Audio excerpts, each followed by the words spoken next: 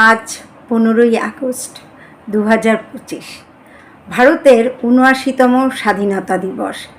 এই দিনের প্রতিটি সূর্যের কিরণ আমাদের মনে করিয়ে দেয় স্বাধীনতা সহজে আসেনি, এটা এসেছে অগণিত ত্যাগ, রক্ত, অশ্রু আর সংগ্রামের বিনিময়ে।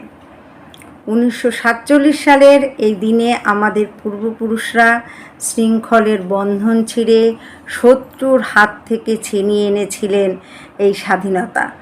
ভগৎ সিং হাসি মুখে ফাঁসির মঞ্চে ঝুলেছিলেন।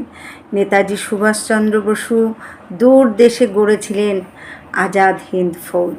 মহাত্মা গান্ধী লাঠি হাতে সত্যাগ্রহের পথে হেঁটেছিলেন।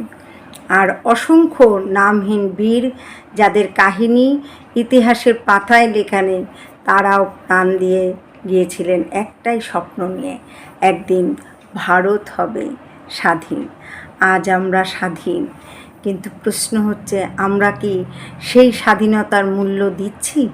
পতাকা উত্তোলন, মিষ্টি বিতরণ এসবই জরুরি, কিন্তু তার চেয়েও জরুরি আমরা যেন এই দেশের জন্য কিছু করি।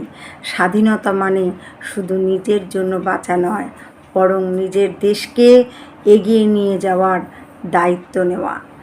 এই ৭৯তম স্বাধীনতা দিবসে চলুন আমরা শপথ নিই, দেশের ঐক্য, সততা ও উন্নতির জন্য কাজ করব।